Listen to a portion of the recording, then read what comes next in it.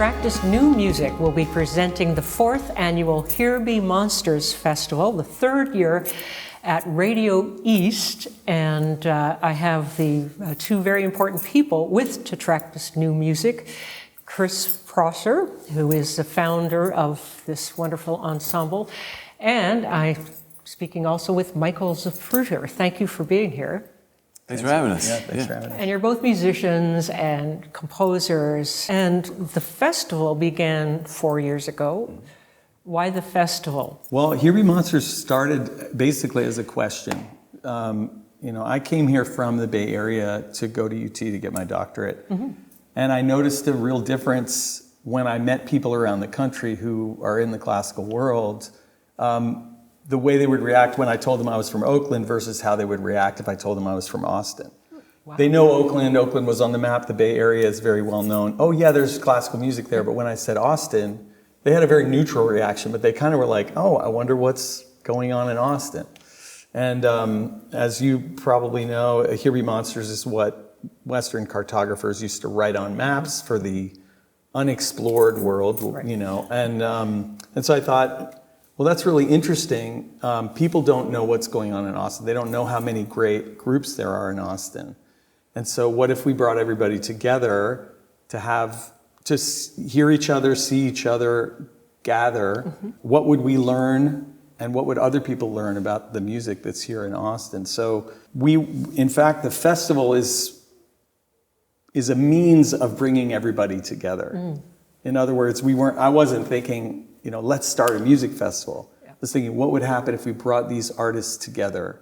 What could we do for music in Austin? What could we do to make it better to be a musician in Austin? It's an exciting festival, I have to say, and it's over 2 days. This year it's on May 23rd and 24th, 6 p.m. starts at Radio East.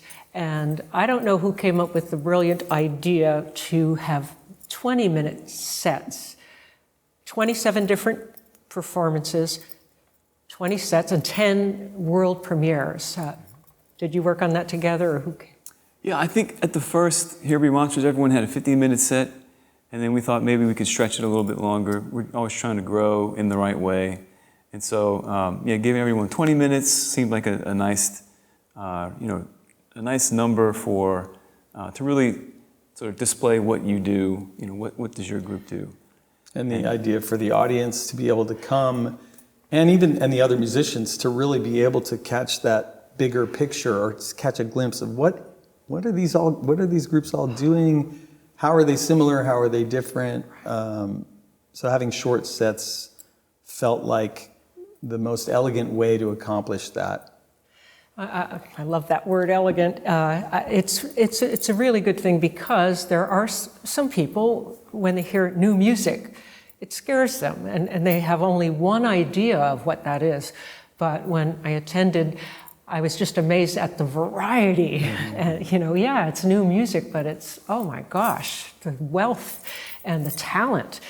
And I thought that's really brilliant. So people can come, people who love new music, they're going to come anyway. And then people who maybe don't know so much about it, a little bit afraid, just stay for a while. There will be something that will pique your interest for sure, if not everything.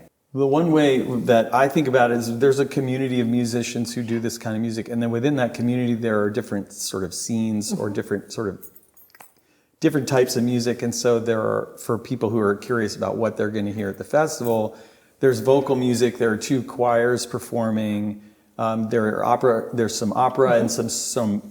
Songs, yeah. There's a composers collective doing some songs. There is chamber music that's kind of grounded in notation, so more of what you might hear in a chamber music concert.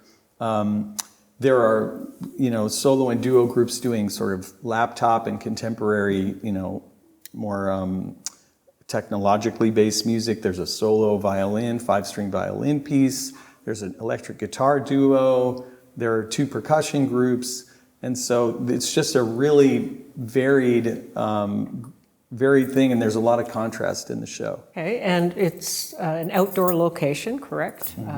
And are you going to have the cowboy pool or whatever that's called? Not this year. Not this year, okay. Unfortunately, no cowboy pool. That's okay. Yeah, there's a bar there and you can get Yeah, some drinks. full bar, drinks, coffee, food trucks. water There's plenty of shade, plenty of space, 2 stages. So music something new every 20 minutes, and it's very casual, so you can make your own, experience through the program. I was quite surprised and pleased that I saw so many families there with young children. It's just brilliant. Yeah, all ages, for sure. Congratulations on the festival. It seems to just grow and grow, and we're very much looking forward to it. This will take place Saturday, May 23rd, Sunday, May 24th, 6 p.m. starts. Anything else we should know about the festival, like where can I get tickets? Yeah, you can get tickets on our website, totrackthisnewmusic.com. You can also find them on KMFA's website. And since our name is so mystifying to so many, you can also find tickets at herebemonstersaustin.com. That's right. Or herebemonstersatx.com. Those will take you to our website, but then you don't have to spell our name. Well, as folks are listening to this show and they're not sure if they can go next weekend, can people just show up at the door as well? You do have tickets. Definitely. Absolutely. Buy a ticket at the door. And tickets are the same price whether you buy them in advance or at the door. It's Spectacular. Anything else you'd like to let us know? Just come on out to Here Be Monsters. Yeah. Thank you very Hope to much. see you guys there. Thanks for having us. Well, I want to thank you both, Michael Zapruder, Chris Prosser. Thank you to Track This New Music, and they are presenting the Here Be Monsters Festival.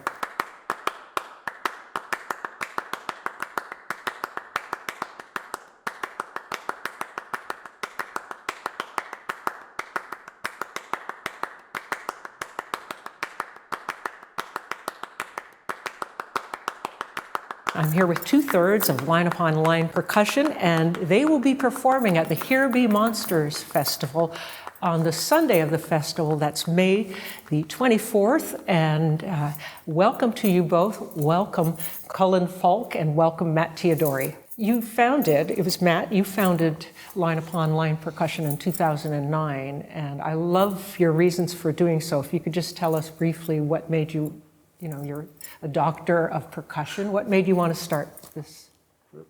Yeah, we're both founding members. We were having a blast over at UT Butler School of Music playing percussion ensemble, and for most percussionists, the last time you get to do that is in school. But we thought, what if we could keep going after school's done? And here we are, wrapping up year 17. So very exciting. That's amazing. And I know you've been traveling all over the country. And you get busier and busier, but I know you're going to perform something for us today, and it's interesting. I was looking for, the drums and maybe a marimba or something, or whatever, and you came in, as you are now, and tell us about what you're going to perform for us today. Yeah, well, we thought it'd be fun to play some Steve Reich. He's got a big birthday coming up, a big 90th birthday coming up in October, and at the festival, we'll be doing drumming part 1.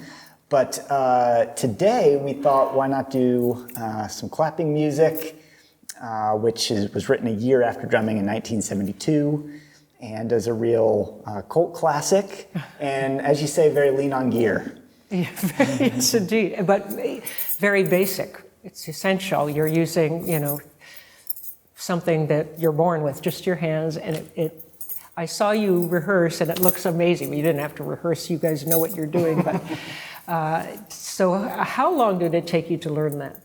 Clapping music is something we've been doing off and on for years, so I'm not exactly up to date on the exact number of minutes or weeks, but it's not a hard learn. Basically, 2 players start out doing the same thing, and over 12 different measures, this pattern just gets offset an 8th note at a time, and you keep moving until you're back in the same place. And we love the story of this piece because basically Steve Reich was touring in Europe with his group, moving thousands of pounds of gear.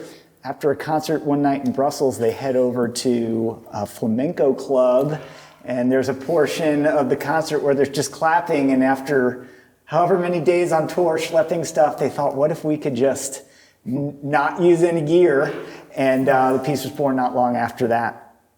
Excellent. Well, I can't wait to hear it.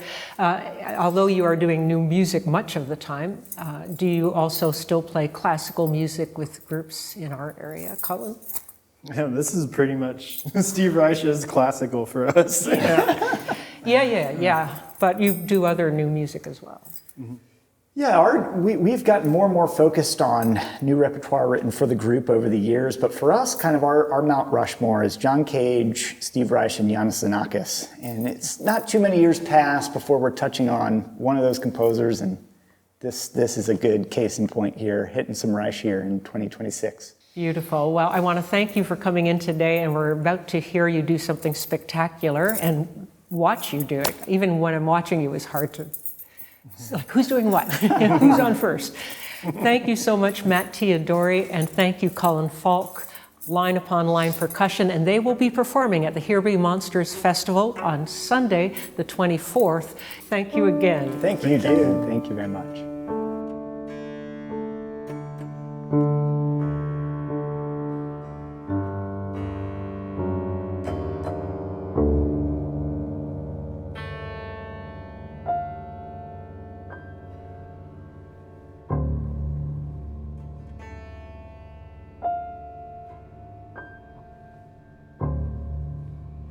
A very talented pianist and composer, young composer, and his name is Avek Dongol. Welcome to KMFA Studios. Thank you for inviting me here. Well, it seems to me you've played here before, yes? Yep.